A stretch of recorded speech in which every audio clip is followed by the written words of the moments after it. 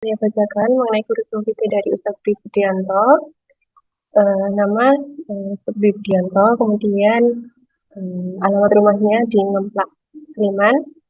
Kemudian aktivitas beliau itu ada beberapa, salah satunya dari dosen Fakultas Bahasa dan Seni Universitas Negeri Yogyakarta.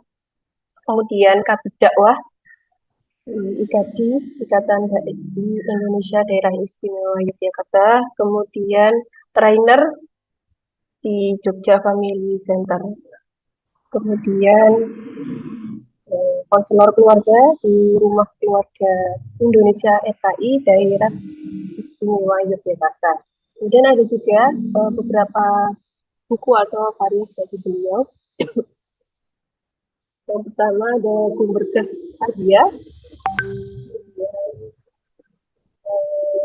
pesan-pesan terbaik untuk para murabi, kemudian ada sejuta rindu untuk istri, rumah kita penuh berkah, ada novel juga anak-anak langit kayak gitu. Kemudian jadi gitu tadi ya, saya bacakan dari kurikulum vitae dari Ustadz Budianto. Tidak usah berlama-lama, mari kita lanjutkan langsung saja kepada Ustadz Budianto untuk menyampaikan materi pada pagi hari ini.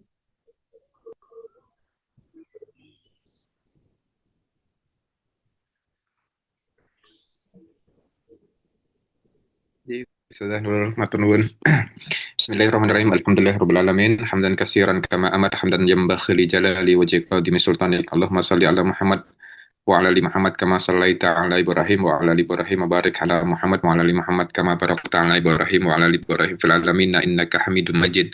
Allahumma ftah lana qulubana wa alhimna rusdana wa hadina ila siratikal mustaqim wa haykum jami'an bi tahiyyatan Islam. Assalamualaikum warahmatullahi wabarakatuh.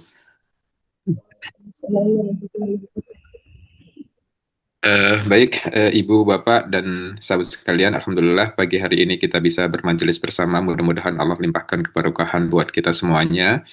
Insya Allah kita akan berbincang tentang bagaimana kita menjadikan anak-anak kita menjadi lebih beradab ya. Dan ini bukan perkara yang sederhana, tetapi ketika kita sebagai orang tua sudah memiliki kesadaran bahwa adab adalah perkara yang sangat penting, bahkan jauh lebih penting dibandingkan dengan yang lainnya, maka sesungguhnya kita sudah memiliki modal yang cukup baik gitu. Dibandingkan dengan generasi-generasi kita dulu yang lebih cenderung untuk mengedepankan sisi-sisi kompetensi, keahlian, keunggulan pada sisi akademik dan seterusnya yang sebenarnya sisi-sisi itu uh, bisa berkembang. Lalu kita seringkali mengabaikan sisi yang jauh lebih penting yaitu adab, Ibu dan Bapak sekalian. Nah, anak-anak kita sekarang, saya ingin mengawalinya perbincangan ini. Anak-anak kita sekarang itu dikepung oleh hal-hal yang sangat berat menurut saya ya. Saya ingin uh, sampaikan, jadi kondisinya anak-anak kita itu berada dalam situasi yang gampang sekali terdistraksi, gampang sekali mereka mengikuti tren. Sebenarnya ya nggak sekedar anak-anak ya, kadang-kadang kita juga begitu sama. Orang tua juga mengalami hal yang sama. Kita seringkali berhadapan dengan situasi tren yang lagi viral apa gitu.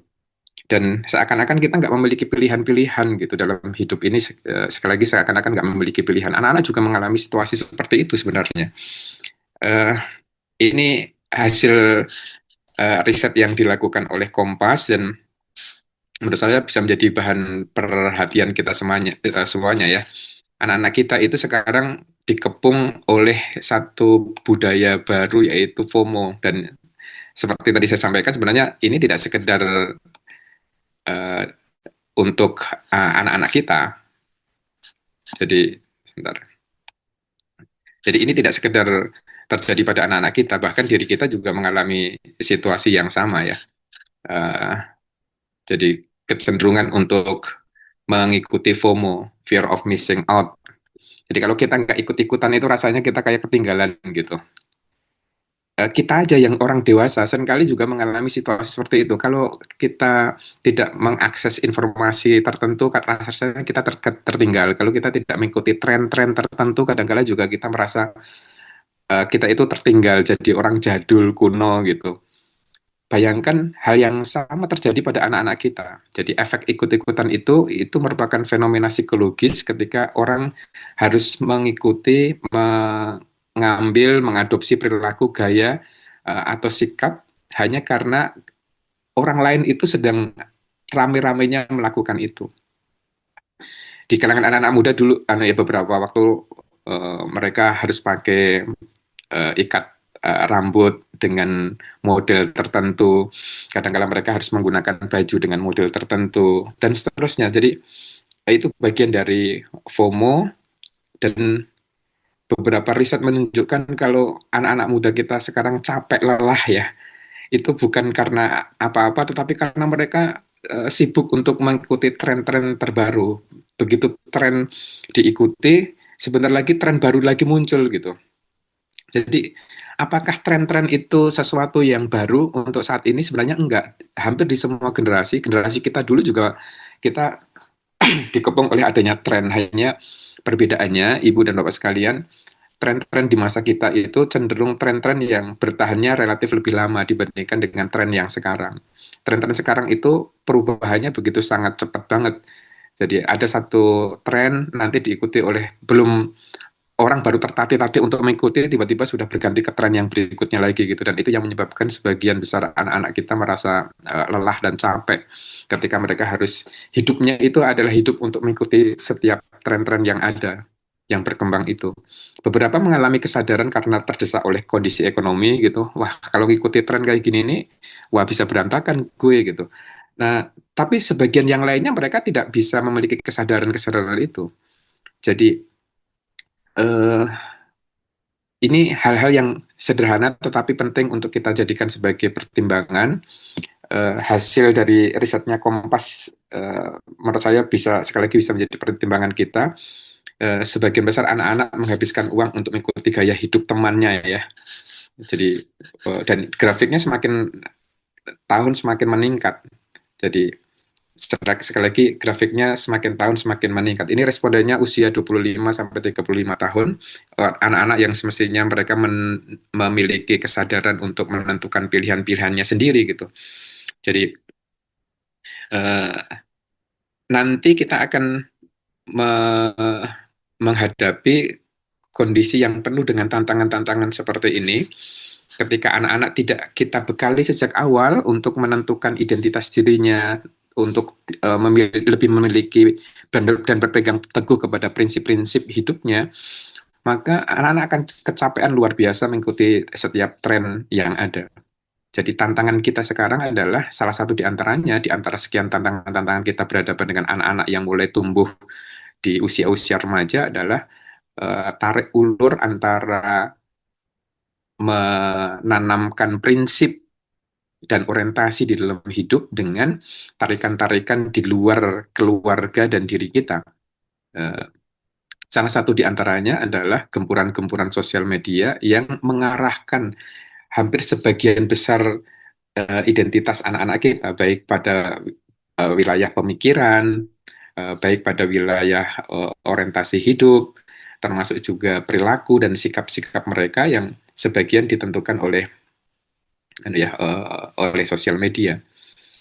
Nah, teman-teman, ibu bapak sekalian, kita perlu untuk menimbang lalu apa yang semestinya dalam setiap situasi seperti ini, apa yang semestinya menjadi kesadaran kita sebagai orang tua. Tentu nilai-nilai kenabian menjadi hal yang perlu untuk kita jadikan sebagai pijakan ketika kita mendampingi anak-anak ya, menurut saya ya. Jadi kalau sebenarnya Al-Quran sudah mewanti-wanti kita ya, kalau kita itu ngikuti tren, sesuatu yang diikuti oleh kebanyakan orang, maka kecenderungannya kita itu akan lelah dengan sendirinya, bahkan kita akan kehilangan identitas. Wa in tuti aksar man fil ardi yudilluka an sabilillah. Jika kamu, wahai Rasulullah, itu mengikuti mayoritas manusia di muka bumi ini, pasti mereka akan berusaha untuk menyesatkan kamu itu dari jalan Allah Subhanahu wa taala. Jadi kalau kira-kira gini ya, kira-kira gini, gambaran dari ayat ini.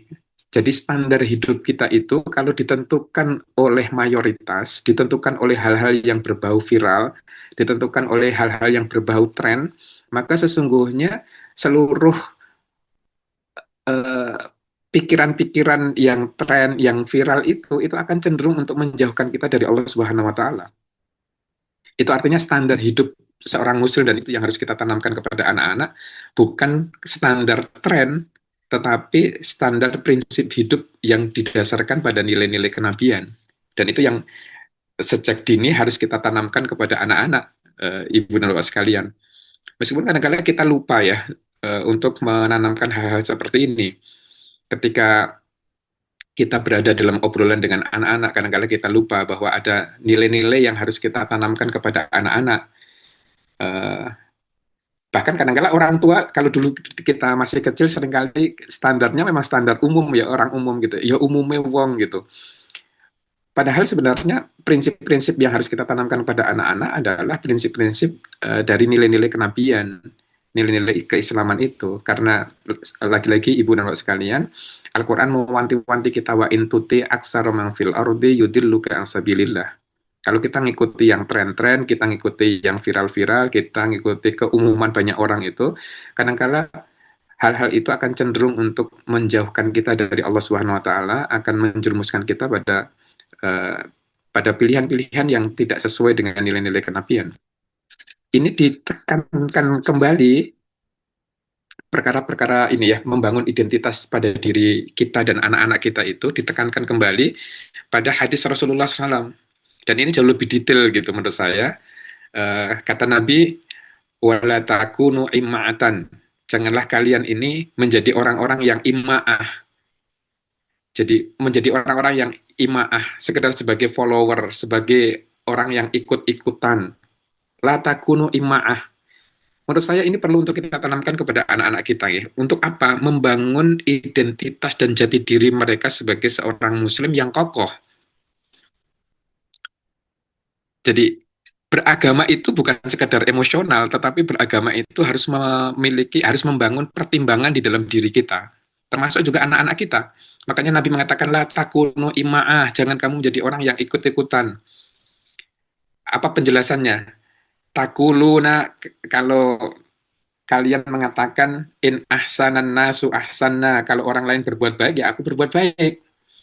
Wa in dolamu dolamna, tapi kalau orang lain berbuat yang nggak baik, ya aku akan bikin berbuat yang zolim juga. Jadi bahkan eh, ibu-ibu dan bapak sekalian, mari kita cermati apa yang disampaikan oleh Rasulullah SAW di dalam hadis ini ya, in ahsanan nasu ahsana. Bahkan anak-anak yang mereka berbuat baik, jadi anak-anak yang berbuat baik saja, itu kalau kalau bisa jangan imaah gitu. Jangan sampai hanya sekedar ikut-ikutan. Itu artinya tugas kita di sekolah IT, tugas kita sebagai seorang guru, tugas kita sebagai seorang pendidik, sebagaimana juga tugas kita sebagai orang tua, itu tidak sekedar membangun kebiasaan, tetapi membangun kesadaran gitu. Berapa banyak anak-anak yang kita biasakan berjilbab sejak mereka di sekolah dasar, tetapi ternyata begitu mereka berkembang menjadi dewasa, mereka menanggalkan jilbab mereka. Kenapa? Karena mereka hanya ditradisikan, tetapi tidak dibangun kesadarannya. Makanya Nabi mewanti-wanti betul tentang perkara ini, la takunu imma'atan, jangan kamu menjadi generasi yang ikut-ikutan, jangan kamu jadi anak yang ikut-ikutan, jangan jadi kamu itu seorang muslim yang hanya ikut-ikutan saja. Tetapi penegasannya disampaikan oleh Rasulullah SAW, walakin wattinu anfusakum. Tetapi jadilah kamu itu punya keteguhan sikap ya. Wattinu anfusakum. Mantapkanlah hati kalian. Kalian punya keteguhan sikap, kalian punya pendirian. Apa itu pendiriannya? In ahsanan nasu antuhsinu. Kalau orang lain berbuat baik, ya aku akan berbuat baik. Wa in asa'u fala tadlimu. Tetapi kalau orang lain berbuat buruk, aku sama sekali tidak akan melakukan perbuatan buruk itu, perbuatan dolim itu. Jadi berarti satu hal yang kalau penerjemahannya latakunu imaatan itu artinya kita membangun struktur kesadaran pada diri anak-anak. Ketika mereka berbuat baik, maka perbuatan baik itu atas dasar kesadaran. Kalau mereka punya pemikiran-pemikiran tertentu, sikap-sikap tertentu, sikap itu penuh dengan kesadaran gitu.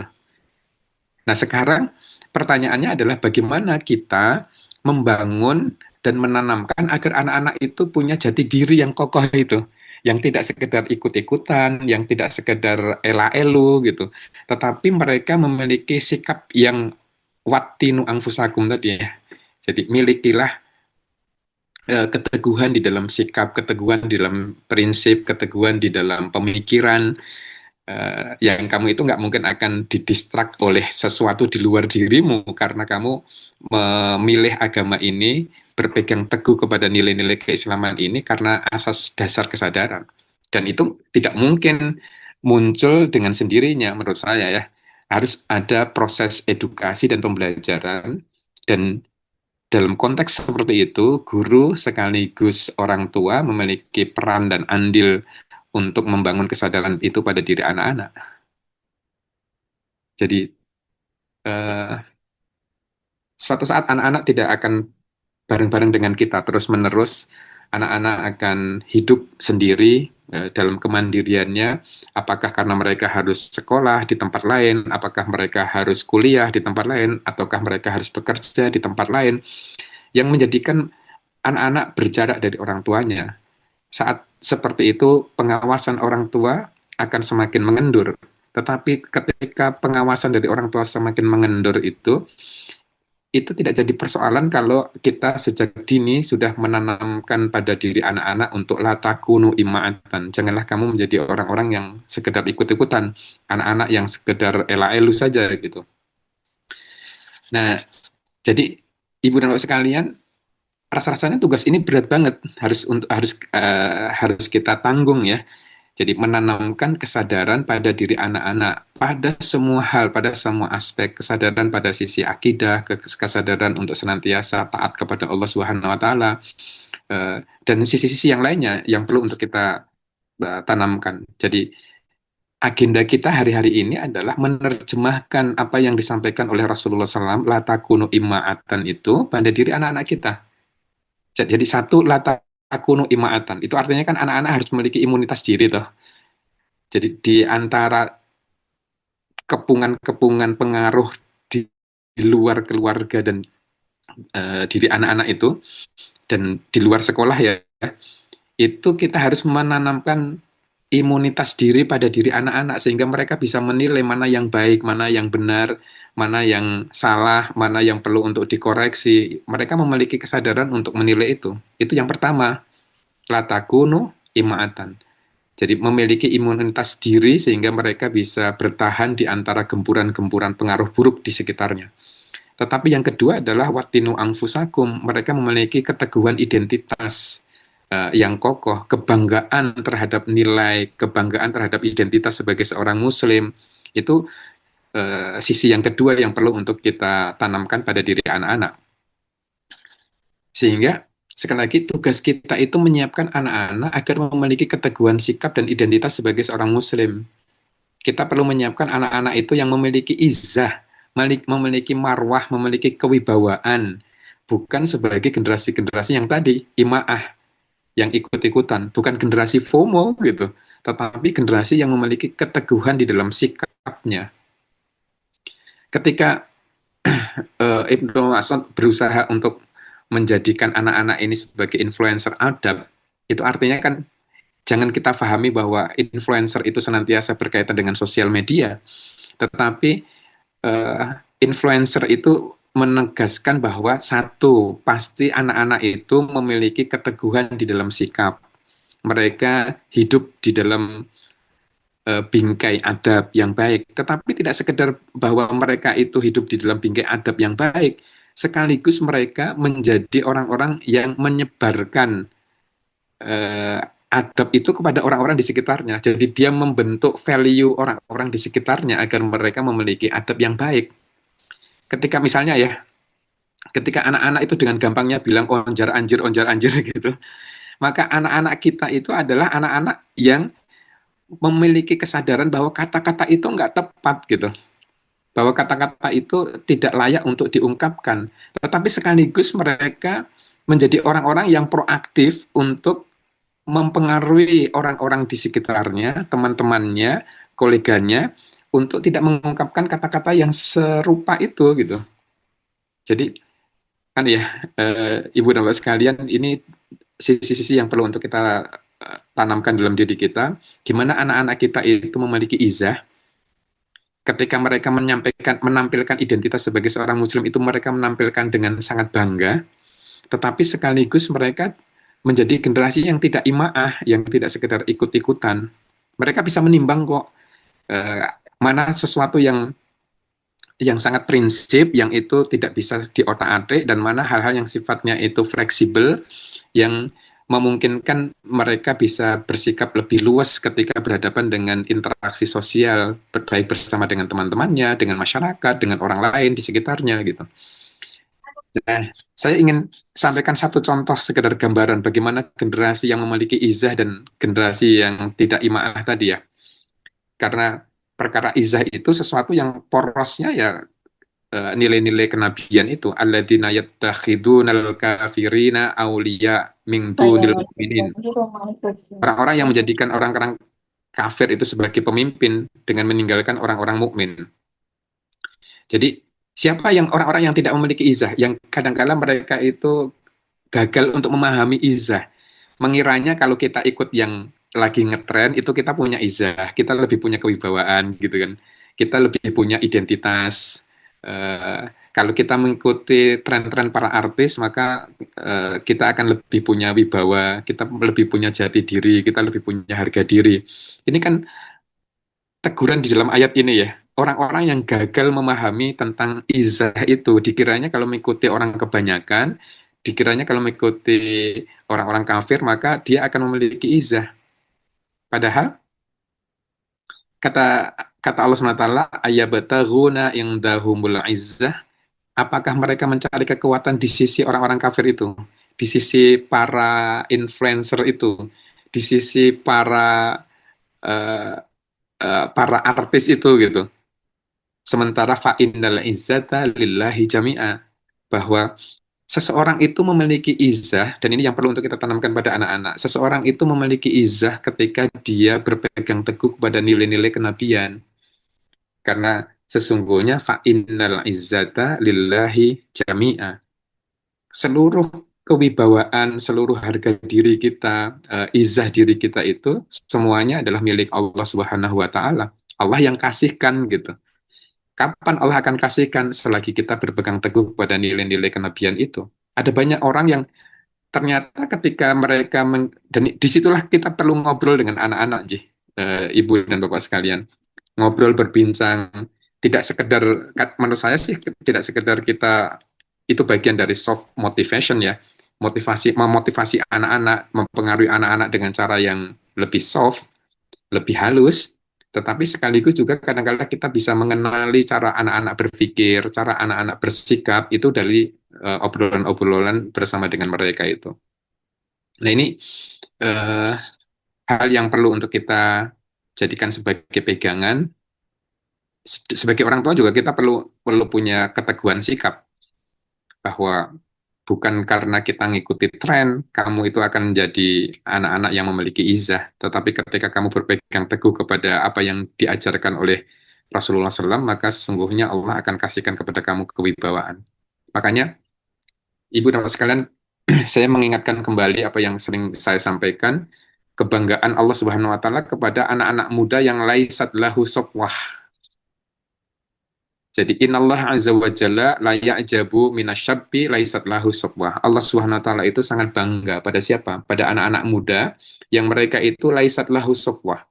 Yang mereka itu tidak sofwah ya, tidak memiliki sofwah. Artinya hidupnya itu nggak neko-neko gitu. Hidupnya itu nggak macam-macam. Dia lurus-lurus saja gitu. Dia baik-baik saja. Dia tidak memperturutkan nafsunya, dia tidak memperturutkan hasrat-hasrat dirinya gitu.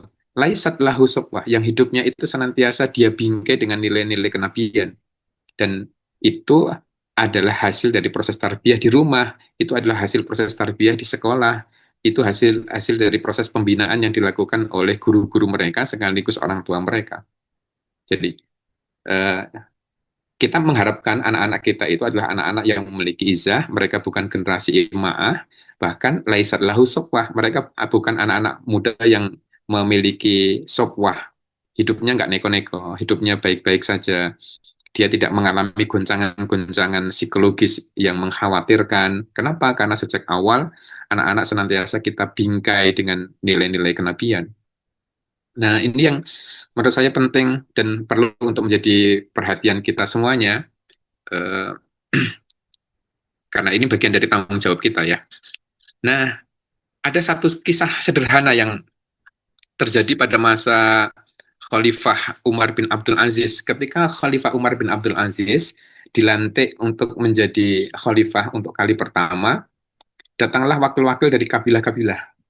Jadi mereka kumpul di majelis sang khalifah itu, mereka kumpul di dalamnya, lalu masing-masing kabilah itu menunjuk wakilnya untuk menyampaikan ucapan selamat atas pelantikan sang khalifah. Di antara sekian kabilah-kabilah itu, ada satu kabilah yang tidak mewakilkan sebagaimana biasanya, sebagaimana lazimnya, tidak mewakilkan tetua mereka. Jadi yang maju ke depan bukan para kesepuhannya, tetapi salah seorang anak muda yang usianya baru 11-an tahun. Anak muda ini maju di tengah-tengah majelis dan bicara dengan sangat runtut dan tertata dengan sebaik-baiknya, sampai akhirnya Khalifah Umar bin Abdul Aziz menghentikan anak muda itu dari berbicara. Lalu Khalifah mengatakan, sebentar, uh, aku minta maaf, aku stop terlebih dahulu. Tidak adakah wakil dari kabilah kamu yang dari kalangan orang-orang tua? Karena biasanya yang menjadi wakil kabilah untuk berbicara itu mesti kasepuhan yang sudah tua.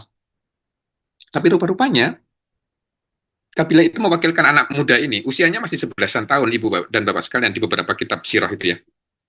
Sekali lagi usianya masih sangat belia, usianya 11 tahun. Dan akhirnya dia menghentikan pembicaraannya karena khalifah mengatakan seperti itu. Karena biasanya yang bicara mewakili kabilah itu tokoh-tokoh masyarakat yang sudah dituakan.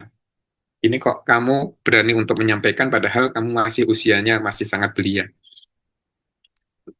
Perhatikan bagaimana anak muda ini, usia 11 tahun itu ya, yang dia menyampaikan, wahai khalifah, seseorang itu sesungguhnya dinilai karena dua hal.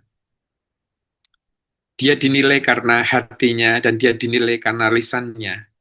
Maka jika Allah Subhanahu wa taala itu mengaruniakan kepadanya lisan yang bisa untuk berbicara dan hati yang senantiasa terjaga, maka sesungguhnya siapapun dia, usia berapapun dia, maka dia berhak untuk berbicara. Wahai khalifah yang saya hormati, jika yang boleh memimpin hanyalah orang-orang yang lebih tua, maka saya berani mengatakan kalau Anda tidak lebih layak untuk menjadi seorang khalifah. Umar bin Abdul Aziz kaget mendengar penjelasan dari anak itu. Kenapa begitu? Katanya. Kata anak muda ini, wahai khalifah, mohon maaf, Anda tidak lebih layak untuk menjadi khalifah karena sesungguhnya ada orang yang jauh lebih tua dibandingkan Anda. Jadi bayangkan ibu dan bapak sekalian, kita bayangkan peristiwanya aja. Kita bayangkan peristiwanya, satu majelis, di situ ada khalifah, ada presiden, lalu yang hadir di situ tentu adalah tokoh-tokoh. Di antara sekian orang yang hadir ada anak muda, usianya masih 11 tahun, tutur katanya sangat runtut, sangat rapi, dia sangat santun di dalam berkata, tetapi sekaligus juga dia sangat argumentatif ketika menyampaikan ide dan gagasannya. Kata Khalifah, silakan lanjutkan untuk bicara. Maka anak muda ini lalu mengatakan, wahai Khalifah, kami ini adalah rombongan yang mengucapkan selamat atas pelantikan Anda dan bukan rombongan yang akan menyampaikan bela sungkawa. kami datang dari wilayah yang sangat jauh dan alhamdulillah kami telah dianugerahi dirimu sebagai seorang pemimpin, di mana Allah tidak mendatangkan kami hingga sampai kepadamu, kecuali dengan penuh rasa harap dan rasa takut. Kami penuh harap atas apa? Atas kepemimpinanmu, dan kami tak lagi memiliki rasa takut sebab dari kezaliman para pemimpin, karena kami merasakan keadilanmu. Jadi kata-katanya Ibu dan Bapak sekalian, dialog ini sangat panjang. Kalau di dalam kitab-kitab sirah, kita tidak perlu untuk menyampaikan keseluruhannya. Anak ini usianya masih belasan tahun, tapi dia memiliki kualitas pribadi yang sangat mengagumkan, gitu ya. Dia punya keberanian untuk berbicara. Saya kadang-kadang membayangkan mahasiswa saya yang kalau disuruh untuk berpendapat saja mereka sulitnya bukan main. Jadi kalau sudah ada yang mau disampaikan gitu, langsung mereka, ya, kelas itu jadi kelas aliran kebatinan tuh. Gak ada yang ngomong sama sekali gitu. Jadi anak muda ini beda, anak muda ini dia berani, dia punya jiwa leadership yang bagus, tuturannya tertata dengan rapi, sekaligus juga argumentasi, sampai-sampai Khalifah Umar bin Abdul Aziz aja nggak bisa berkutik gitu ya. Karena logikanya sangat logis gitu, karena kepemimpinan tidak diusung berdasarkan pada usia, tetapi pada kematangan seseorang. Jadi anak muda ini juga memiliki kesantunan yang sangat mengagumkan. Padahal usianya masih 11 tahun. Tentu kita akan melihat bahwa kalau di usia 11 tahun saja dia memiliki kematangan seperti itu, tentu itu bukan produk yang sekali jadi, itu bukan produk yang instan. Ada proses panjang di tahun-tahun sebelumnya yang menyiapkan dirinya untuk menjadi pribadi yang berani menyampaikan gagasan dan pendapat. Dia terlatih untuk menyampaikan ide dan gagasannya, dia juga memiliki kepemimpinan yang sangat kuat gitu, bahkan dia majelis orang-orang dewasa dia memiliki keberanian untuk menyampaikan, dia tidak grogi, dia tertata menyampaikan ide dan gagasannya. Itu sesuatu yang tidak, menurut saya tidak tiba-tiba saja gitu. Kadang-kadang kita perlu juga untuk mengoreksi ya di tradisi-tradisi keluarga kita. Kadang-kadang satu, ada di antara kita yang membaca buku saja itu sulit untuk memahami, apalagi yang fase yang kedua yaitu mengartikulasikan dan menyampaikan isi buku. Hal sederhana kecil seperti ini menurut saya perlu untuk dilatihkan. Sekali perlu untuk dilatihkan. Kadang-kadang kita kasih pada anak-anak buku-buku kecil sederhana, tidak sekedar bahwa mereka perlu untuk membacanya, tetapi sekaligus juga melatih bagaimana mereka memahami, sekaligus bagaimana mereka menyampaikan ide dan gagasan itu, bagaimana mereka menilai isi buku itu hal-hal yang penting dan perlu untuk kita latihkan pada diri anak-anak. Seringkali kita itu nanti ya luput untuk menyiapkan anak-anak. Padahal sekali lagi Ibu dan Bapak sekalian, betapa pentingnya hal-hal itu. Saya punya forum di kalangan dosen-dosen yang kadang-kala untuk menyampaikan isi buku saja jatuhnya adalah, kalau kita bikin acara bedah buku, jatuhnya adalah membaca buku. Padahal sebenarnya bukan membaca buku, tapi membedah buku gitu. Kenapa? Karena tidak terlatih dengan sebaik-baiknya. Nah, anak-anak kita perlu untuk kita latih hal-hal seperti ini. Tidak sekedar, sekali lagi, tidak sekedar eh, pada capaian-capaian akademik, karena pada prakteknya bukankah kemampuan-kemampuan seperti halnya yang dimiliki oleh anak muda usia 11 tahun, yang belakangan Umar bin Abdul Aziz selalu bertanya berapa usia dia. Eh, eh, Orang-orang lalu mengatakan, ya sekitar 11 tahun. Dia anaknya siapa? Lalu seperti halnya di sini ya, dia putra dari Husain bin Ali radhiyallahu an. Jadi teman, ibu dan bapak sekalian serta teman-teman, ini hal-hal yang perlu untuk kita jadikan sebagai bahan pertimbangan anak-anak yang senantiasa ditempa di tengah. Coba kalau sebagian besar anak-anak muda kita tidak memiliki keberanian, tidak memiliki gagasan, tidak memiliki leadership yang cukup kuat, tuturannya bosah baseh, tidak tertata dengan sebaik-baiknya, menyampaikan ide dan pikirannya saja itu pating blasur gitu, argumentasinya tidak kokoh, blekak-blekuk gitu. Lalu kita siapkan nih anak-anak muda kita itu, anak-anak kita siapkan dengan sebaik-baiknya, kita bekali dengan sebaik-baiknya, pasti insya Allah mereka akan menjadi orang-orang yang punya diferensiasi di antara teman-temannya. pasti mereka memiliki daya beda di antara teman-temannya yang lainnya. Tapi kita harus melatihnya sejak awal. Keluarga harus membiasakan berada dalam perbedaan. Kalau anak-anak berbeda, oh, tidak jadi soal, asalkan mereka argumentatif ya. Mereka menyampaikan ide dan gagasannya secara argumentatif gitu. Dan itu insya Allah akan menumbuhkan mereka dengan sebaik-baiknya. Nah, eh, ini yang sering kali saya sampaikan dan saya perlu untuk menegaskan ulang karena kita ingin anak-anak yang tumbuh dan besar di sekolah-sekolah IT, sekaligus anak-anak yang lahir dari keluarga-keluarga Muslim itu tidak sekedar soleh. Jadi kita itu tidak sekedar membentuk anak-anak itu untuk menjadi orang-orang yang sekedar soleh, tetapi menjadi anak-anak yang berdaya. Ini yang doa yang disampaikan oleh Umar bin Khattab, Ibu dan Bapak sekalian, Allahumma inni a'udzubika min jaladil fajr wa ajajis siqah. Ya Allah, aku berlindung kepadamu dari min jaladil fajr. Orang-orang kuat tetapi mereka itu jahat. Wa ajajis siqah, dan orang-orang yang dia itu terpercaya tetapi mereka lemah. Ada orang yang soleh tapi lemah gitu. Dia terpercaya, dia soleh, tapi dia adalah anak-anak yang pasif, anak-anak yang apatis, yang tidak punya ide, yang nggak punya kreativitas gitu. Itu artinya ada yang dijauhkan, yang ditakutkan, dikhawatirkan oleh Umar bin Khattab adalah anak-anak yang mereka itu soleh, tapi mereka nggak berdaya. Yang dikhawatirkan yang kedua dari doanya Umar adalah mereka orang-orang yang jahat, punya kemauan kuat, dia berani, dia punya kompetensi, itu adalah orang-orang yang fasik, tetapi mereka berdaya. Orang-orang yang tidak soleh, tetapi mereka itu berdaya. Dan ini kira-kira kalau kita coba gambarkan, ada di kuadran pertama ini orang-orang yang soleh sekaligus berdaya, anak-anak yang soleh sekaligus berdaya, dan itu yang kita harapkan lahir dan muncul dari generasi-generasi kita ya, dari anak-anak didik kita itu, mereka adalah orang-orang yang soleh, yang tutur katanya itu santun, yang mereka nggak bilang onjar anjir di setiap saat dan momentum, orang ngomong kosa asu di setiap saat gitu. Tetapi sekaligus mereka sangat taat di dalam beribadah kepada Allah, mereka bacaan Qur'annya bagus, hafalannya bagus. Di samping itu, mereka juga adalah anak-anak yang berdaya. Mereka berani untuk menegur temannya dengan cara yang santun ketika temannya melakukan kesalahan. Mereka anak-anak yang bisa mengadvokasi temannya yang dirundung dan dibully. Mereka adalah anak-anak yang punya inisiatif untuk melakukan perubahan-perubahan kecil di sekitarnya. Jadi itu adalah anak-anak yang soleh sekaligus berdaya. Di satu sisi ada anak-anak yang soleh tapi nggak berdaya. Ini yang di kuadran kedua nih. Ini soleh tapi nggak berdaya.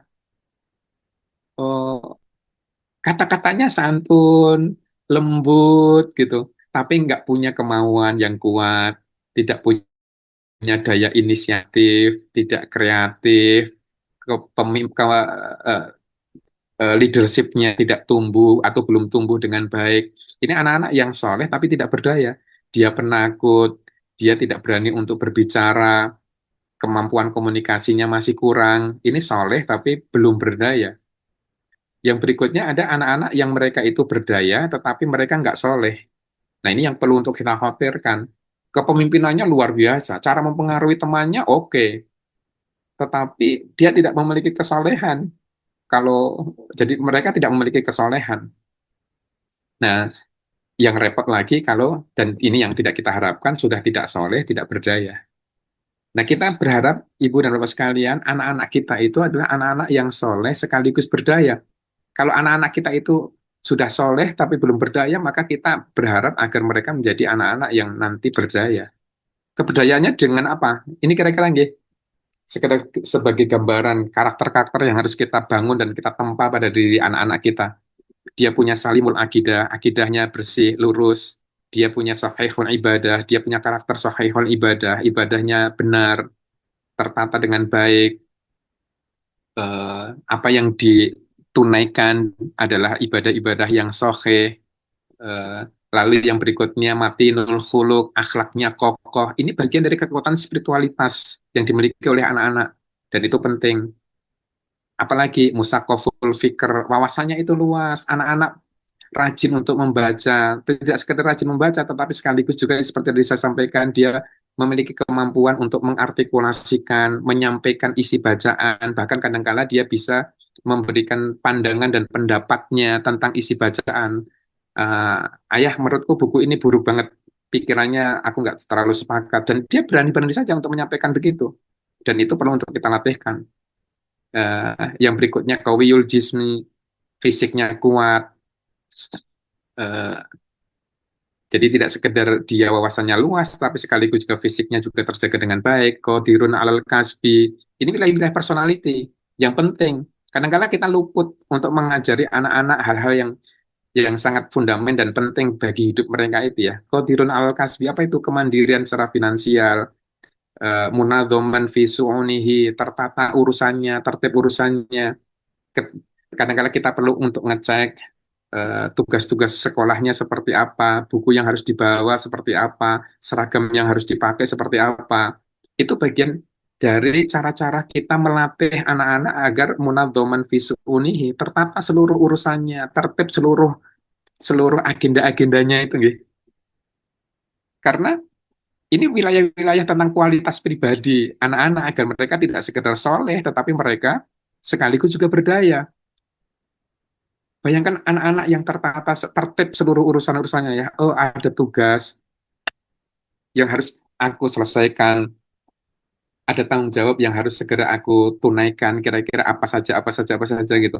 Yang seperti ini kan bagian dari soft skill hidup yang penting dan perlu untuk kita tanamkan pada diri anak-anak.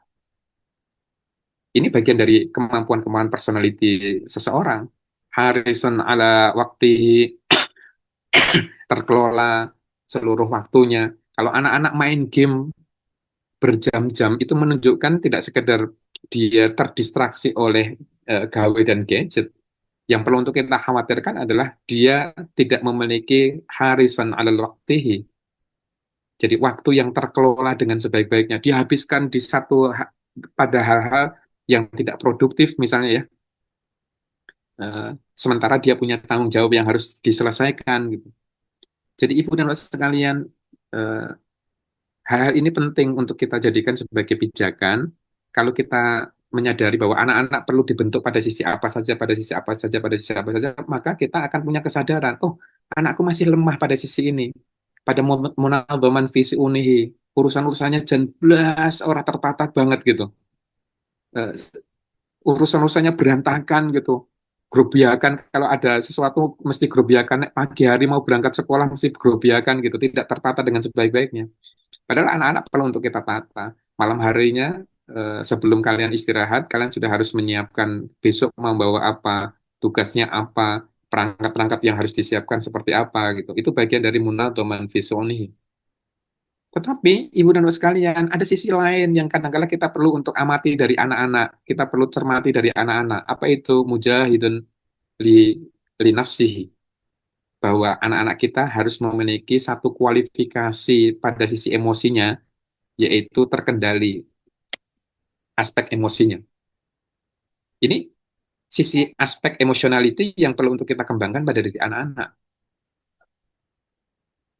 Penting, sangat penting. Saya baru saja ngobrol dan diskusi dengan anak eh, perkara yang sangat sederhana. Ada di antara anak-anak, kadang-kadang dalam kerja-kerja kelompok, mereka berhadapan dengan perbedaan-perbedaan pendapat. Mereka berhadapan dengan perbedaan karakter. Kadang-kadang mereka dapat suara miring dari teman, misalnya gitu ya. Lalu situasi itu bisa mengguncang diri mereka, itu dia bisa nangis-nangis gitu. Saat-saat seperti itulah kita perlu hadir untuk apa? Menyiapkan mereka, menguatkan mereka sehingga mereka mujahidul nafsihi, terkendali sisi emosinya itu. Ngadepi orang tidak emosi, padahal sebenarnya dia bisa mengendalikan. Padahal bisa jadi dia sangat emosional, dia sangat marah gitu. Tapi dia bisa meredam itu, dia bisa mengendalikan itu. Bayangkan ibu dan bapak sekalian, hari-hari ini kita berhadapan dengan anak-anak yang bersumbu pendek kan, orang tua yang bersumbu pendek, yang gampang marah, anak-anak yang juga begitu sama. sampai-sampai mengakibatkan tindakan-tindakan eh, yang tidak terpuji hanya gara-gara mereka tidak memiliki kemampuan untuk memanage emosi mereka dengan sebaik-baiknya. Nah, soleh dan berdaya itu salah satu di antaranya adalah karakter yang harus kita tanamkan dan kita tumbuhkan pada diri anak-anak adalah mujahidul li nafsihi. Mereka terkendali pada sisi emosinya. Nah, aspek yang lainnya adalah sociability. Nafi'un li ghairihi. Anak-anak ini punya kesadaran untuk bisa bermanfaat di tengah masyarakatnya. Mereka adalah problem solver di tengah masyarakatnya. Dan menurut saya, itu sesuatu yang dilatihkan. Ada ayah yang untuk menanamkan ini, dia seringkali ajak anaknya untuk mengikuti seluruh agenda dan aktivitas ayahnya itu. Lalu sepanjang perjalanan mereka akan ngobrol-ngobrol, berbincang tentang persoalan-persoalan masyarakat, sekaligus bagaimana eh, sang ayah menggali kira-kira kamu punya pikiran-pikiran apa untuk menyelesaikan masalah-masalah itu. Itu bagian dari cara-cara sederhana menanamkan pada anak nafi'un li ghairihi, agar kamu itu hadir untuk memberikan manfaat bagi sesama. Kamu itu tidak sekedar aku dorong untuk jadi seorang dokter, jadi seorang guru, jadi seorang insinyur, eh, jadi anak yang pinter di bidang DKV gitu, macam-macam gitu. Kamu tidak sekedar pinter di urusan-urusan tertentu gitu, tetapi dengan mendapatkan pekerjaan-pekerjaan tertentu gitu. Tetapi orang tua menanamkan pada diri anak-anak agar mereka memiliki nafi'un li ghairihi, mereka hadir memberikan manfaat bagi orang lain. Nah, ini poin-poin penting. Sekarang bagaimana kita perlu untuk menanamkan dan menguatkan anak-anak kita dari aspek sisi adab itu, Ibu dan Bapak sekalian. Menurut saya pertama, tanamkan standar nilai nih, yang jadi pegangan keluarga. Apa itu? Ya Islam.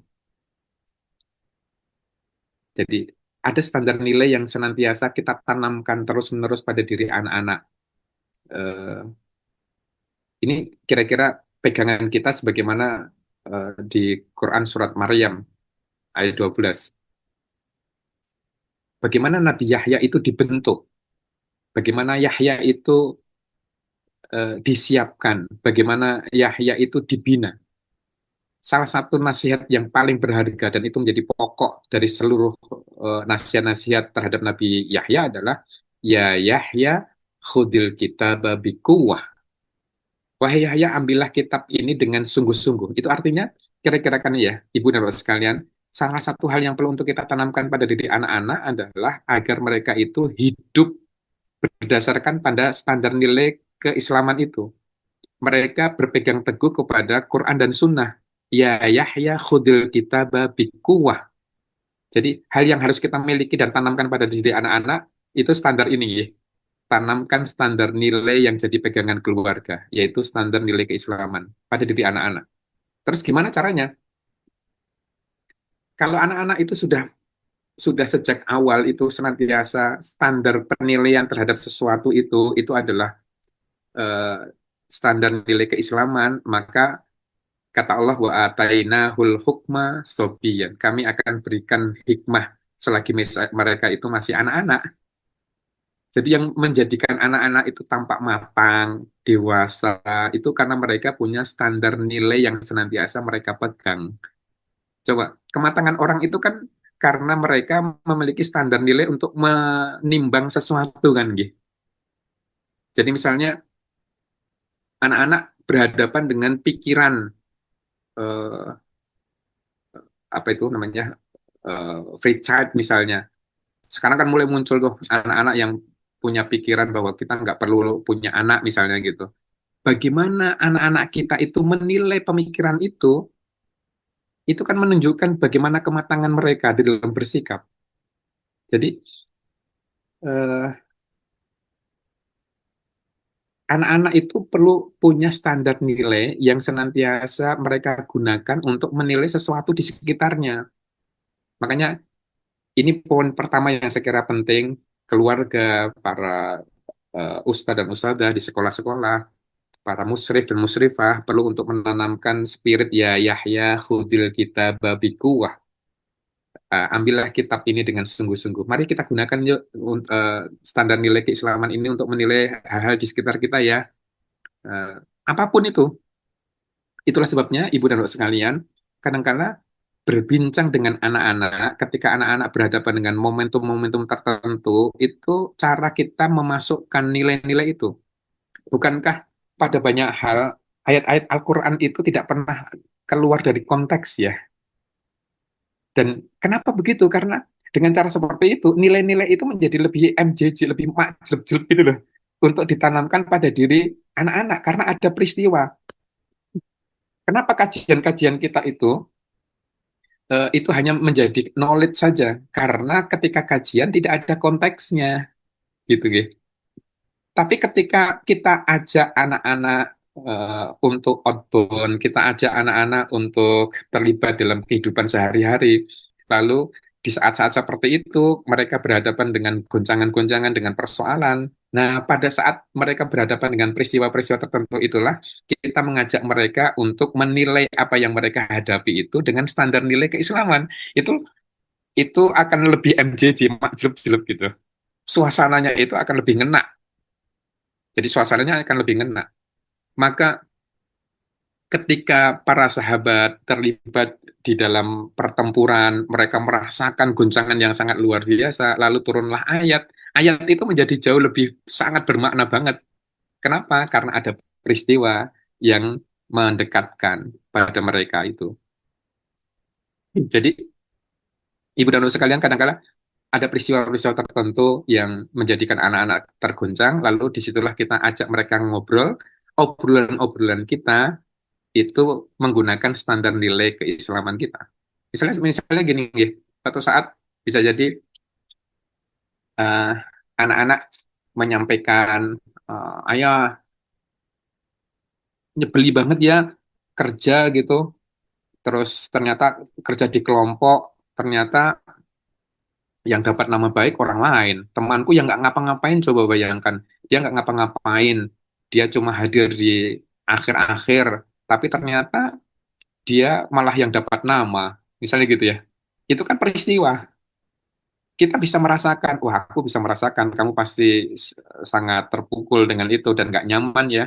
Kamu yang bekerja, tetapi ternyata tetapi ternyata orang lain yang malah dipuji sama ustadz atau ustazah gitu. Padahal sebenarnya kamu yang bekerja. Coba, ibu dan bapak sekalian, ini kan perkara sederhana, tetapi penting untuk menanamkan pada diri anak-anak bahwa kadangkala kita tidak perlu untuk merisaukan ketidakterkenalan kita, eh, bahwa cukup Allah saja yang mengetahui siapa diri kita. Misalnya begitu. Jadi, oh ini ada sesuatu hal yang perlu untuk aku tanamkan pada diri anak-anak. Apa itu? Bahwa kadangkala kita memang harus siap untuk tidak terkenal. Lalu muncullah kita teringat misalnya, bukankah di antara rasul-rasul itu, lalu kita ajak anak-anak ngobrol ya, Kak, eh, di antara rasul-rasul itu kan ada nama-nama yang dikenalkan pada kita ya. Kamu sebutkan coba siapa rasul-rasul yang dikenalkan kepada kita. Lalu mungkin anak akan memberikan jawabannya ya. Oh, aku kenal dengan Musa, aku kenal dengan siapa lagi semua nama-nama aku kenal dengan Ibrahim, aku kenal dengan Isa dan seterusnya. Nah, itu kan nama-nama yang diperkenalkan oleh Allah. Padahal Al-Quran juga mengatakan loh Kak, wa rasulan lam naksushum alaika.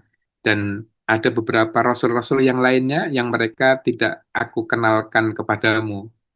Jadi kadang-kala dalam kerja-kerja kita keseharian ini ya Kak ya, ada orang-orang yang memang harus tampil di panggung dan ada orang-orang yang mereka berada di belakang panggung.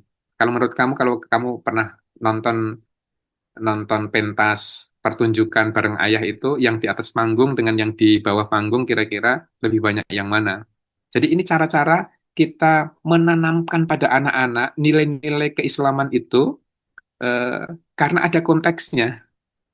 Dan yang kayak gini kadang-kadang kan diri kita aja sendiri seringkali tidak tuntas nih, Ibu dan Bapak sekalian. Kita sudah mati-matian di Ibnu Mas'ud, kerja macam-macam gitu, tapi ternyata yang dapat nama, yang dapat penghargaan orang lain gitu. Jadi, nah, ini bagian dari ya Yahya khudil kita babi kuwah.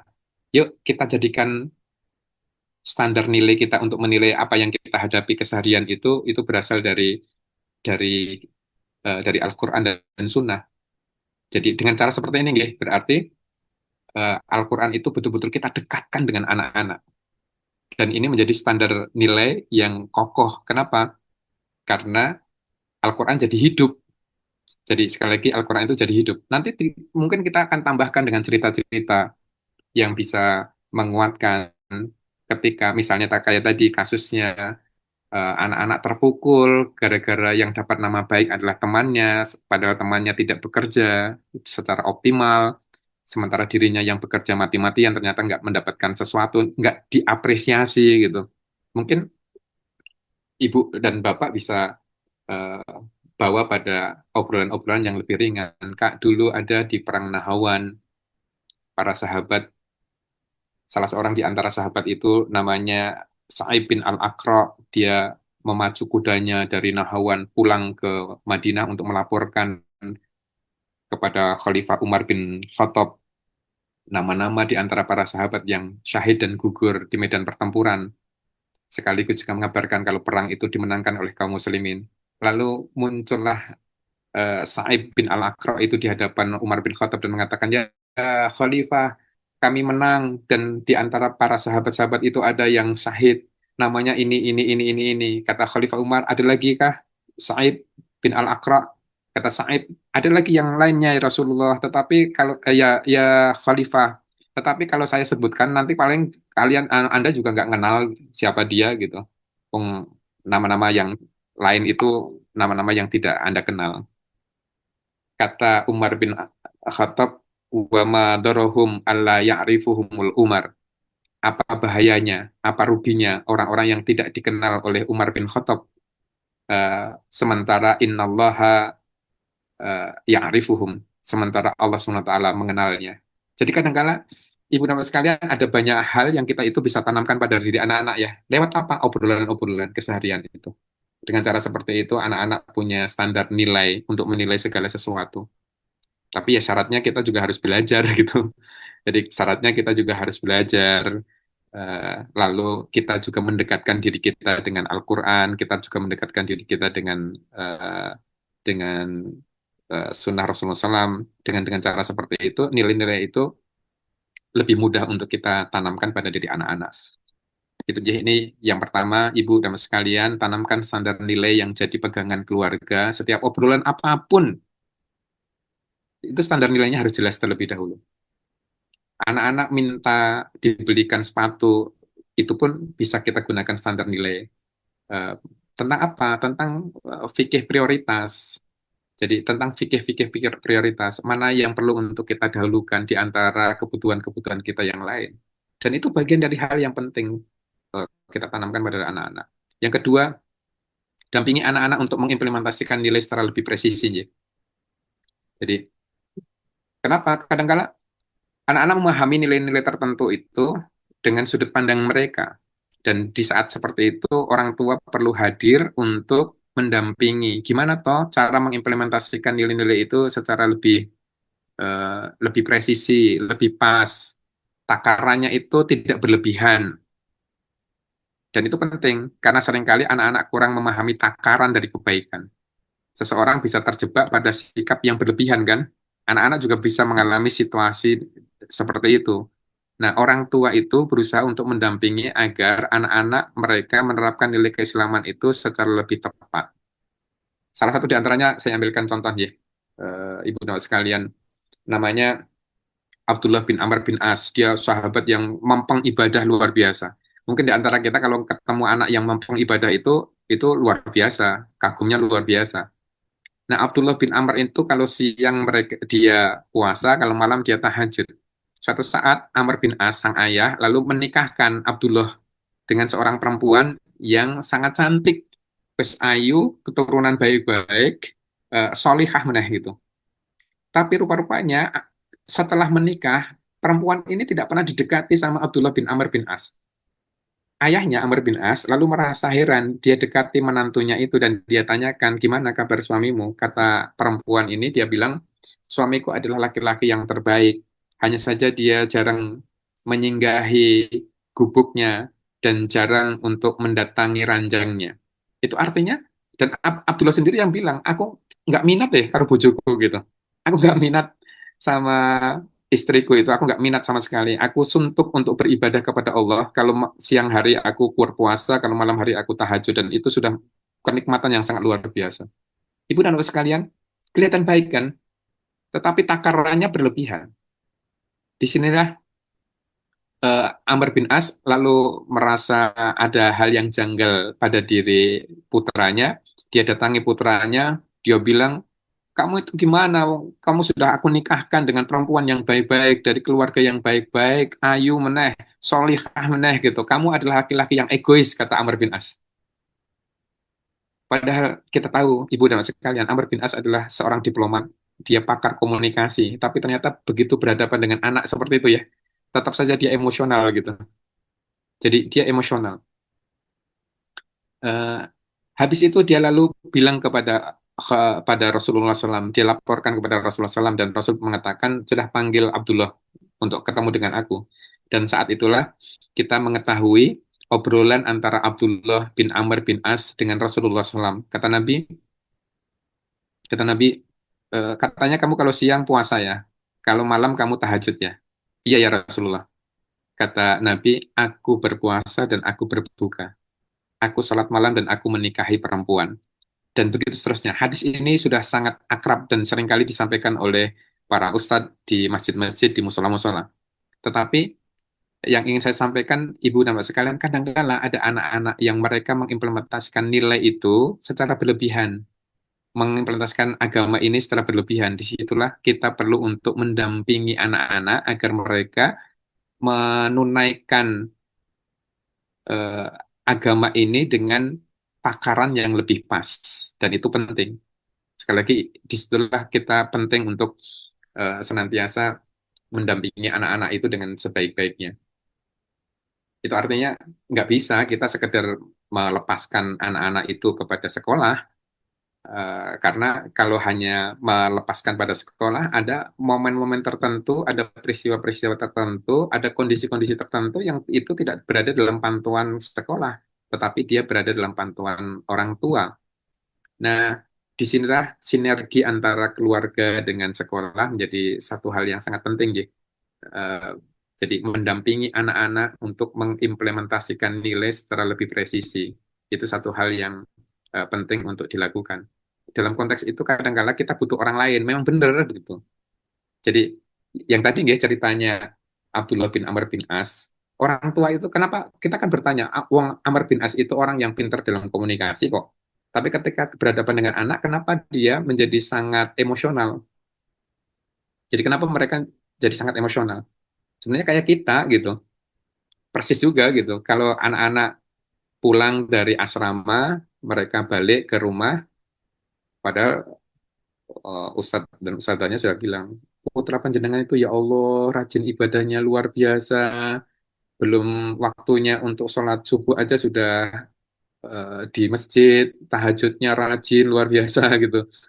Tapi begitu kita yang berada di rumah terus, ya Allah, kok beda banget kalau ceritanya Ustadz dan Ustadzah ya. Nek ngomah ki klumprak-klumpruk ora jelas, wayahe salat kok ya isih glundang-glundung gitu. Nah, kadang-kala emosi kita eh, itu muncul gitu ya. Emosi kita itu muncul terus kita kalau subuh bilang ke anak, Kak, bangun subuh, dan kita tahu ya jawabannya khas gitu. Iya, iya, iya, ya, iya gitu. Dan tapi nggak pernah beranjak, sisi-sisi emosi kita kan nanti juga akan muncul gitu terus, kak piye to bangun bangun jarene muridnya Ibnu Mas'ud kok orang tahu gumregah gitu. Nah, kenapa situasi begitu sering kali muncul? Karena ibu dan bapak sekalian, sepintar apapun kita ya dalam komunikasi, dalam pengasuhan anak, seringkali sisi-sisi kedekatan kita kepada anak-anak, dengan anak-anak, kedekatan kita, hubungan emosional kita dengan anak-anak itu saking lekatnya. Kalau kita sesuatu yang kurang pada diri anak-anak itu, kecemasan kita itu sangat tinggi. Karena kecemasan kita itu sangat tinggi, maka seringkali kita menjadi mudah untuk untuk marah. Lagi-lagi itu hal yang wajar. Eh, jadi sesuatu yang seringkali terjadi gitu. Itulah kenapa kita kadang-kadang butuh orang lain. Anak-anak juga butuh orang lain kan, yang ngasih tahu. Kalau yang ngasih tahu ayah gitu, kadang-kadang nggak asik gitu. Nanti nanti emosional dimarahi gitu. Tapi kalau yang ngasih tahu ustadz, yang ngasih tahu ustadzahnya gitu, seringkali lebih powerful. Nah, nah, itu namanya third party validation ya. Ada kecenderungan-kecenderungan bahwa kalau yang menyampaikan nasihat itu orang lain, itu lebih digugu, lebih didengarkan. Kadang-kala guru dan ustadz-ustadzah lebih diterima dibandingkan dengan nasihat orang tuanya. Nggak masalah, selagi antara orang tua dengan sekolah itu punya hubungan yang baik, punya frekuensi yang baik, punya sinergitas yang baik, karena tujuan utamanya adalah menumbuhkan dan membesarkan anak-anak dengan nilai-nilai yang lebih baik. Itu third party validation ya. Ya sebenarnya nggak sekedar anak-anak ya. Kita yang orang tua juga kadang-kadang begitu gitu. Bapak-bapak kalau dinasihati sama istrinya, suruh untuk olahraga, itu wangelin nemen. Ayah olahraga, olahraga, wis tuwa, mbok yo olahraga dijogo kesehatannya. Itu angel gitu. Tapi nanti begitu kumpul sama teman-temannya neng eh, di pos ronda ngopi bareng gitu terlalu teman-temannya ngasih tahu aku habis baca riset hasil penelitian kalau orang-orang seusia kita memang kudu olahraga ya. Habis itu dia percaya gitu padahal sebenarnya omongannya podo karo omongannya bojone tetapi lebih didengar omongan teman dibandingkan dengan omongannya bojone gitu. Jadi ibu nama sekarang itu namanya third party validation. Oke. Yang ketiga adalah mengoreksi kesalahan anak dan memandunya menjadi lebih baik. Dan ini penting untuk kita lakukan. Eh, dari keseluruhannya, ada kisah tentang Khuwailid bin Jubair ya. Saya pernah ceritakan ke ibu dan bapak sekalian, jadi tidak perlu untuk saya sampaikan. Mengoreksi kesalahan anak dan memandunya menjadi lebih baik itu menjadi satu hal yang penting. Itu artinya ada dua hal yang menjadi syarat. Satu, anak-anak terbuka untuk bercerita, sehingga kita bisa mengenali pikiran-pikiran dia, mengenali sikap dia, mengenali apapun tindakan-tindakan dia gitu. Di satu sisi, eh, orang tua memiliki tradisi untuk saling mendiskusikan apapun yang terjadi pada diri anak-anak itu. Jadi dua hal ini menjadi satu hal yang penting. Sehingga proses untuk mengoreksi kesalahan anak dan memandunya menjadi lebih baik itu bisa berjalan dengan baik. Tidak sekadar mengoreksi, nggih. Ada sisi yang berikutnya, yaitu meneguhkan atas pilihan-pilihan dan sikap anak yang tepat. Jadi jangan sampai kita hanya sekedar sibuk untuk mengoreksi kesalahan, tetapi kita kurang apresiatif terhadap apa yang dilakukan oleh anak-anak yang itu kita nilai sebenarnya baik. Kan kadang-kadang kita gini, nggih. Kadang-kadang kita itu merasa bahwa kalau sesuatu yang dilakukan oleh anak itu sudah lumrah, sudah baik, sudah pas, ya memang kudune ngono gitu. Lalu kita tidak pernah memberikan apresiasi. Tetapi kalau ada kesalahan pada diri anak, kita itu sangat sensitif banget untuk segera mengoreksi. Saya kira dua-duanya perlu untuk kita tumbuhkan dalam tradisi di keluarga kita, mengapresiasi setiap sikap pikiran dari anak-anak yang kita nilai matang, tepat, dan presisi, tetapi sekaligus juga pada sisi yang lainnya kita mengoreksi kesalahan-kesalahan anak yang memang perlu untuk dikoreksi dan dibenahi. Nah, ini sisi-sisi yang saya kira penting untuk kita jadikan sebagai pertimbangan dalam kehidupan kita sehari-hari ketika bersama dengan anak-anak. Tentu poin-poin ini poin-poin yang eh, sangat umum. Bagaimana kita mengimplementasikan tentu ada seni tersendiri. Bagaimana kita bicara pada anak ada seninya sendiri. Bagaimana kita ngobrol dengan anak ada seninya sendiri. Bagaimana kita ngoreksi anak itu ada seninya sendiri.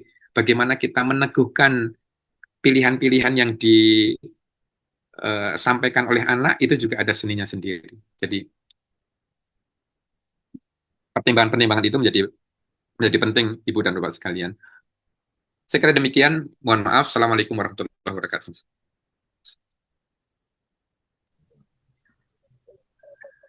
Ya, terima kasih Bapak Ustadz Fidiknya sudah menyampaikan materi pada hari ini.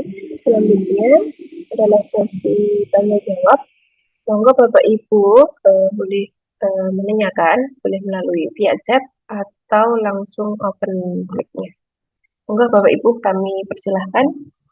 Ada yang ingin didiskusikan boleh melalui chat atau langsung open mic. Monggo Bapak Ibu kami.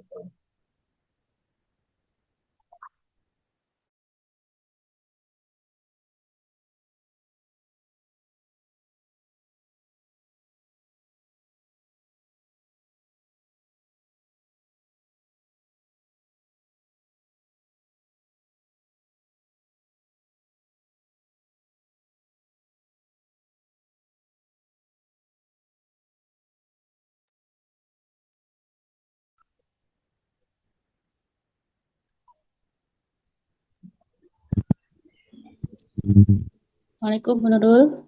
Waalaikumsalam. Mau tanya ke Ustadz sebentar. Oh, nggih, monggo Bu. Bu, silakan. Ustadz dari walinya Mbak Salma Nur Faizah, kelas 8. Halo, suaraku terdengar? Ji, monggo Ibu. Tadi itu kalau pas ulangan hari pertama itu saya itu cenderung tidak mau keluar rumah. Saya kok kurang jelas ya? Atau belum ngendi kok? Cek. Oh, iya. Oke. Ini saat kepulangan dari asrama, terkadang anak saya itu sulit untuk diajak keluar rumah, Ustaz. Cenderung maunya di rumah saja. Jadi ketika ada kegiatan di sekitar itu tidak mau gitu. Katanya malu. Nah, memang kemudian harus saya bersamai, misalnya untuk membesuk ada temannya yang sakit atau saya ajak ke takziah atau acara yang lain ya, misalnya kegiatan di masjid itu harus saya ajak. Tapi ketika saya minta untuk keluar sendiri itu cenderung tidak mau begitu. Nah, sedangkan saya sedang menanamkan bahwa kami itu belajar, terus nanti itu ya bermanfaat bagi orang lain, bagi masyarakat. Tapi kalau nggak mau keluar itu ya gimana gitu. Nah, apakah ini masih dalam ukuran wajar gitu untuk anak-anak kelas 8 yang mungkin sekitar 2 pekan sekali itu pulang, tapi belum mau keluar rumah begitu, Ustaz. Mohon pencerahannya, Ustaz. Matur nuwun. Assalamualaikum.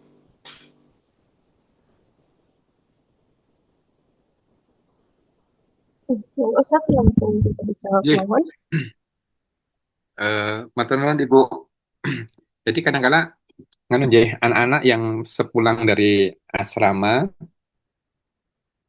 eh, dulu dulu mereka sih oke-oke saja gitu. Kadang-kadang kita menemukan gitu ya, mereka punya teman, mereka punya punya sahabat, tapi begitu lama di asrama mereka merasa aku kok serada beda ya gitu. Untuk ada kesungkanan. Jadi kadang-kadang anak-anak merasa sungkan untuk bergaul, bergabung lagi bersama dengan teman-temannya. Eh, itu menurut saya sih sisi-sisi yang kadang-kadang wajar terjadi, nggih. Jadi kita memahami kondisi psikologis anak-anak karena situasi-situasi yang berbeda itu. Karena ternyata mungkin teman-temannya sudah punya circle yang lain, teman-temannya eh, atau ada dugaan-dugaan tertentu gitu. Aduh kok rasanya aku anu yo ora penak untuk nimbrung lagi gitu. Jadi ada sisi-sisi kenyamanan saja yang seringkali dirasakan oleh anak-anak. Makanya kita bukan untuk kita normalisasi sih enggak gitu. Tapi kita mencari jalan kira-kira apa yang bisa untuk kita lakukan. Tadi saya menyimak anak bersedia sebenarnya kalau ada teman ya. Jadi seringkali itu sisi-sisi yang membuat mereka lebih nyaman. Begitu begitu nanti dia ketemu lagi dengan klik lagi dengan teman-temannya, saya yakin mereka akan punya dorongan yang lebih kuat untuk keluar. Jadi seringkali merasa malas, merasa eh, sudah tidak ngeklik dengan teman-temannya, sehingga dia merasa sungkan untuk keluar. Nah, itu sisi-sisi yang kadangkala ibu dan bapak sekalian kita perlu untuk mengenali kondisi anak-anak gitu. Jadi kadangkala kita perlu untuk mengenali kondisi anak-anak. Kadangkala misalnya begini, hal-hal yang kadang yang seringkali tidak kita duga. Anak-anak mikir, aku membawa beban karena aku anak pesantren, tetapi aku ngerti kapasitasku itu seperti apa. Kepemimpinanku bagus. Aku di asrama itu punya kemampuan untuk memimpin baik. Daya pengaruhku pada teman-teman itu baik. Tetapi kalau standarnya seperti halnya di kampung, di perumahan, kalau anak pesantren itu nanti aku disuruh untuk jadi imam, aku tahu diri gitu. Bacaanku tidak lebih baik. Misalnya gitu, Jeh. Jadi dibandingkan dengan anak-anak tetangga yang mereka juga sama-sama di pesantren, bacaan mereka memang lebih baik gitu, lebih enak didengar dibandingkan dengan bacaanku gitu. Aku ki bacaanku nek makhorijul hurufnya aku bener, tetapi nadanya ki jan ya Allah kita kudu operasi ilap misalnya gitu ya. Jadi ada anak-anak yang mereka itu merasa tertekan dengan situasi seperti itu gitu. Nah, yang kayak gini yang kadang-kadang kita perlu untuk ajak anak-anak ngobrol, berbincang, lalu kita coba luruskan yang memang perlu untuk diluruskan, kita sampaikan sisi-sisi keunggulan mereka itu ada di mana gitu. Jadi menurut saya Ibu panjenengan lakukan sudah sangat baik gitu ya, berusaha untuk menjaga agar anak-anak tetap punya keterhubungan dengan masyarakat, setiap pulang dicoba untuk diajak terlibat gitu. Meskipun kadangkala ada di antara anak-anak itu yang terbebani dengan predikat mereka sebagai anak pesantren. Kan anak-anak yang mondok itu kan punya kapasitas yang berbeda-beda, Ji.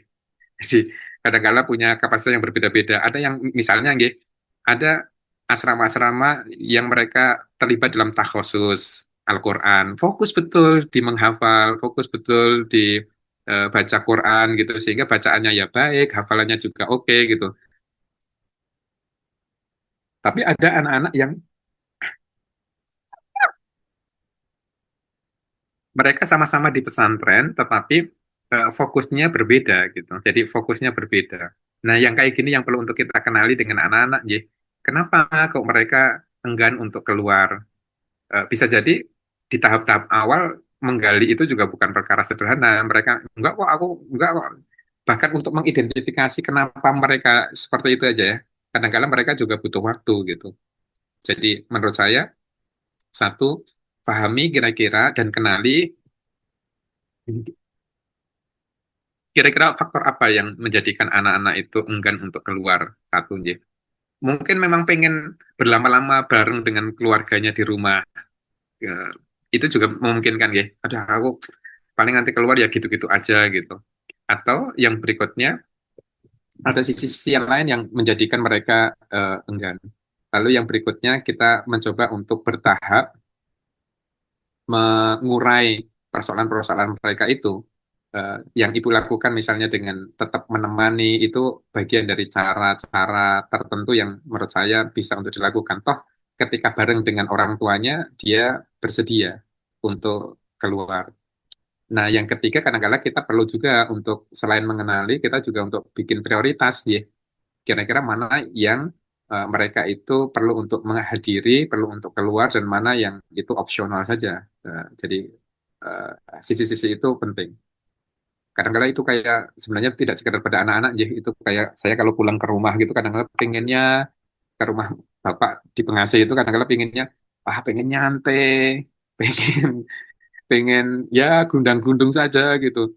Tiba-tiba Mas, yo melu bapak anu ya anu seripah gitu. Itu perasaannya ya Allah, kok dadak metu sih gitu ya. Kadang-kala kadang-kala punya pikiran-pikiran gitu ya. Kita juga nggak kenal gitu eh, dan seterusnya gitu. Jadi kadang-kadang atau atau seringkali kita pengen pulang itu ya ya nyantai rehat gitu tiba-tiba bapak bilang gitu Mas ani ya engkau untuk kajian malam nggak kayak ya gitu aduh gitu. Jadi itu sih sisi manusiawi Jay. Eh, ibu yang seringkali muncul saya merasakan itu sendiri. eh, saya yakin juga anak-anak juga punya alasan-alasan tertentu gitu. Ya meskipun kadang sing akan martua nggih ya akhirnya ya ora ora wani nolak gitu. Nggih, monggo gitu. Kira-kira gitu, Nggih.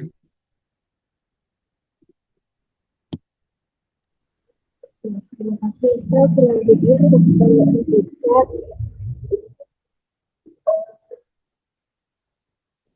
apakah apa yang harus orang tua lakukan ketika anak remaja kita terlihat lebih bahagia dan lebih los saat bersama teman-temannya, tapi kalau di rumah susah diajak ngobrol, suka menyendiri? Ustaz, monggo, Ustaz.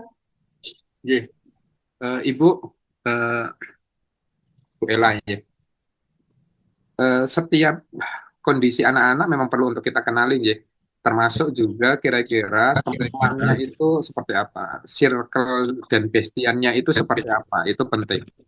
Kalau circle dan bestiannya itu orang-orang baik, anak-anak baik yang mereka mereka apa ya, kita kenal, keluarganya kita kenal, aktivitasnya kita kenal, aktivitas anak-anak kita juga kita kenal. Pada beberapa riset itu sangat bagus, Bu. Jadi pada beberapa riset itu cukup bagus, nih. Eh, saya membaca satu riset, ternyata pengaruh sosial media itu tidak berarti ketika mereka berteman dengan anak-anak yang baik-baik gitu. Jadi ketika mereka sering aktif di HP misalnya gitu ya. Itu ternyata pengaruh HP itu tidak terlalu cukup signifikan ketika mereka itu punya circle teman-teman yang matang dan baik-baik. Eh, Nah, menurut saya pertama kita perlu memastikan anak-anak teman-teman itu kira-kira seperti apa. Jadi kadang-kala ada topik-topik tertentu. Yang kedua, kadang-kala kita perlu untuk memahami juga ada kalanya topik-topik tertentu itu yang memang nggak asik diobrolin ke orang tua. Jadi kalau paling anu ibu yura doang gitu, siji gitu ya. Eh, yang kedua, ibu itu nggak perlu untuk mendengarkan yang cerita-cerita kayak gitu. Itu cuma receh-receh aja gitu. Jadi itu yang sisi-sisi yang lainnya aja. Tapi yang ketiga yang perlu untuk kita lakukan menurut saya adalah senantiasa untuk ngajak ngobrol dan berbincang. Tidak harus semuanya. Kadang-kadang anak-anak ya itu tadi ya. Jadi anak-anak seringkali memilah mana yang harus diceritakan. Wong anak saya aja misalnya ada hal-hal tertentu itu yang nggak diceritakan pada ayahnya gitu. Anak perempuan saya itu sekarang sudah mulai untuk kalau ngobrol dengan ayah itu yang besar-besar. Jadi yang serius-serius itu ngobrolnya dengan ayahnya. Tetapi kalau hal-hal yang berkaitan dengan teman-temannya, itu saya nggak pernah akan diajak kecuali kalau istri saya ada. Misalnya gitu. Eh, jadi kalau istri saya ada, itu baru saya boleh mendengarkan. Levelnya itu boleh mendengarkan. Tetapi kalau kami berdua, pasti dia tidak akan bercerita tentang teman-temannya. Kenapa? Ayah nggak asik kalau diajak ngobrol tentang teman-temanku, karena pasti ayah akan bertanya, kuis endi, sopo ya, kuis sopo ya gitu. Dan itu nggak asik gitu. Kalau ngobrol dengan ibu, maka ibu akan segera nyambung. Oh, kuis sopo, karakternya siapa, seperti apa itu. Lah itu kan dulu pernah diceritakan gitu. Jadi ibunya akan punya daya ingat yang bagus dibandingkan ayahnya untuk terkait dengan orang ya.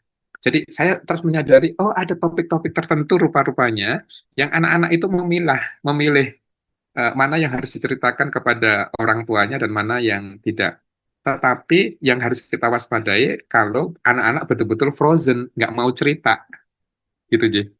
Jadi kalau anak-anak tidak mau cerita. Nah kalau anak-anak nggak mau cerita, apa yang harus kita lakukan? Nah itu yang menurut saya penting,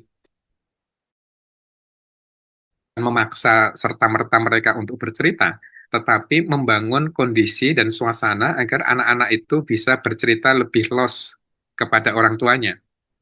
Jadi eh, salah satu hal yang menciptakan situasi anak-anak bisa bercerita adalah ketika orang tua itu memberikan rasa nyaman dan aman atas apapun yang diceritakan oleh anak-anak. Biasanya gitu. Misalnya, jadi nggak nyaman kalau cerita kita sudah langsung memberikan penilaian. Kadang-kadang gitu, Ji. Itu nggak nyaman bagi siapapun sih. Kita yang orang dewasa juga belum cerita belum sudah langsung dihakimi itu sesuatu hal yang tidak nyaman. Jadi menciptakan rasa nyaman sekaligus aman untuk bercerita. Kalau itu sudah terjadi, Ibu, panjenengan dan kita semuanya itu kira-kira mau memberikan penilaian kepada anak seperti apapun, kadang-kadang anak-anak akan lebih mudah untuk menerimanya ya. Kami kalau ngobrol itu bisa panjang lama dan anak bisa nangis-nangis gitu ya. Jadi bisa, eh, tetapi kami sangat tahu nangisnya itu seperti apa. Pasti orang tua lebih lebih tahu ya. Kadang-kadang itu bukan nangis karena sakit hati dengan orang tuanya, tapi karena dia sedang merefleksikan pikiran-pikiran dia dirinya sendiri gitu. Jadi nanti respon anak-anak akan berbeda-beda, eh, dan sekali lagi itu sangat tergantung pada kondisi anak-anak seperti apa ya. Jadi menurut saya yang harus kita lakukan adalah menciptakan rasa nyaman sekaligus aman bagi anak-anak untuk bercerita. Eh, itu penting. Nyaman itu bisa bermacam-macam. Kita menahan diri untuk tidak memberikan komentar terlebih dahulu, itu juga menciptakan rasa nyaman. Kita bersikap antusias terhadap apapun yang diceritakan oleh anak-anak, itu juga menciptakan rasa nyaman gitu. Tetapi tidak sekedar nyaman, sekaligus juga rasa aman. Artinya, ketika anak-anak memiliki pikiran-pikiran seperti apapun itu, kita bisa menerimanya. Menerima itu tidak harus membenarkan, gitu.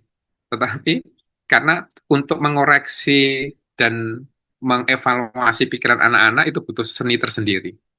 Kira-kira gitu, Ibu. Mohon maaf. Biasanya yang nggak diceritakan apa, Bu Ela?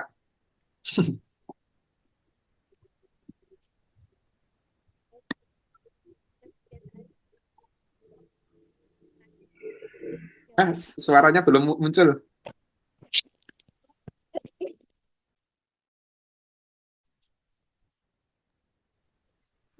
Yang penting Bu Ila suaranya belum muncul. Oh, tapi sudah Bu Oke, ini Bu. sudah sekarang sudah. Oh iya, nggih. Jadi kami itu agak shock gitu nggih, Tat. Ketika apa namanya anak saya itu main gitu, dia itu bisa berekspresi banget, main sama teman-temannya, ngobrol dan sebagainya gitu ya.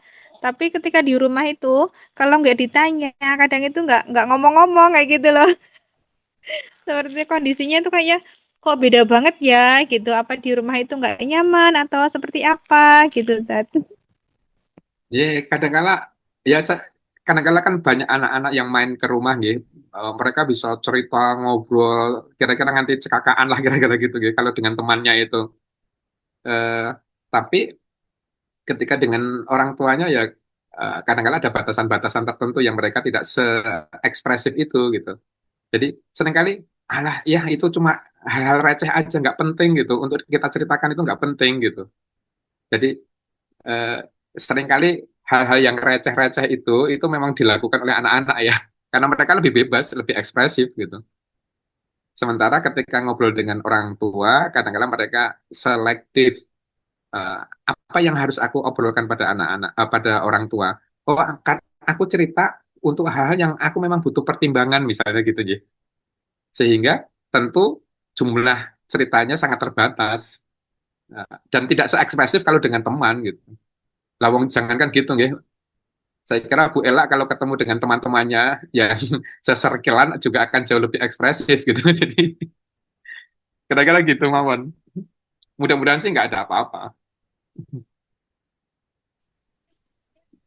Dengar, belum terdengar.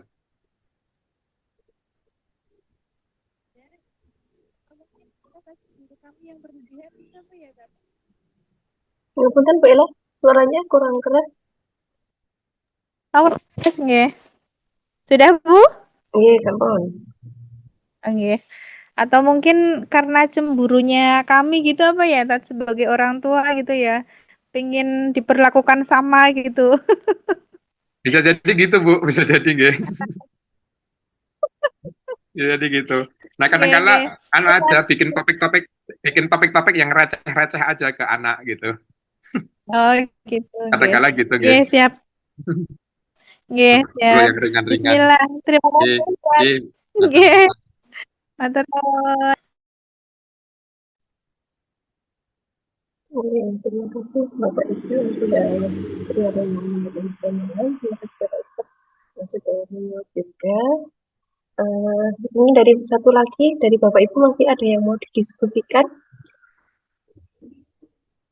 Mungkin bisa lewat chat atau langsung open mic-nya. Satu lagi, kalau masih ada yang mau didiskusikan, kami persilahkan.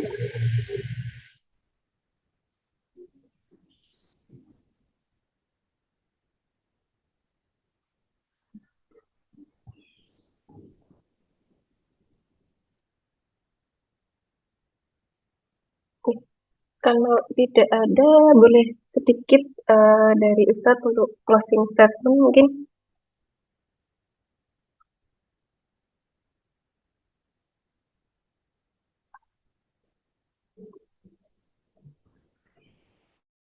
Baik, Ibu dan Bapak sekalian, jadi satu hal yang perlu untuk kita perkuat, mungkin nanti di kesempatan lain ya, saya sampaikan ke eh, Ibu dan Bapak sekalian, tetapi inti utamanya ini gimana kita perlu untuk menciptakan kondisi komunikasi dan obrolan di rumah itu dengan lebih baik.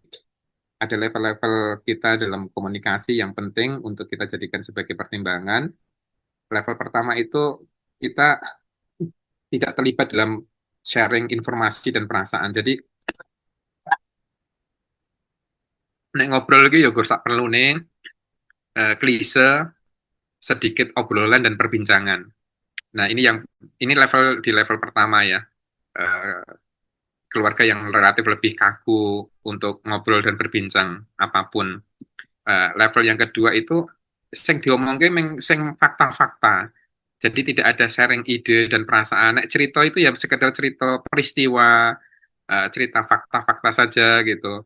Gagasannya seperti apa itu nggak ada, perasaanmu seperti apa nggak ada. Kue mau bersekongkan di kalih konco, nah, emang ngono-ngono gue Pak, gitu. Itu level-level kedua ya. Tidak ada yang lebih dari itu. Level yang ketiga itu mulai ada sharing ide, gagasan, keputusan, kadang-kadang minta untuk pertimbangan seperti apa. Itu level yang ketiga. Level yang keempat, anak-anak mulai melakukan sharing perasaan, mengungkapkan emosi. Aku nggak suka kalau kalau ibu itu bla bla bla bla gitu. Aku nggak suka misalnya gitu. Itu bagian dari sharing-sharing perasaan. Itu keterbukaan di dalam keluarga sudah sangat bagus. Kalau mereka mulai melakukan sharing perasaan, mengungkapkan emosi, emosional intimasinya itu terbangun dengan baik gitu ya. Hubungan-hubungan yang intim secara emosional itu terbangun dengan baik. Orang tidak takut untuk mengungkapkan perasaan-perasaan. Aku nggak suka ayah kalau aku sedang cerita lalu aku langsung dihakimi. Aku nggak suka gitu. Itu mengungkapkan sisi-sisi perasaannya. Gitu. Nah, yang level berikutnya adalah kalau komunikasi itu berjalan dengan lancar, hangat, sharing berlangsung terbuka dan jujur apa adanya. Nah, ini sisi-sisi yang perlu level-level komunikasi yang perlu untuk semakin kita tingkatkan dari satu level ke level berikutnya sampai hal-hal yang receh sekalipun itu diobrolkan dan dibincangkan. Mudah-mudahan Allah memberikan kepada kita kekuatan dan kemampuan untuk menjalin ikatan di dalam keluarga, termasuk juga dengan anak-anak menjadi jauh lebih lebih baik lagi. Assalamualaikum warahmatullahi wabarakatuh.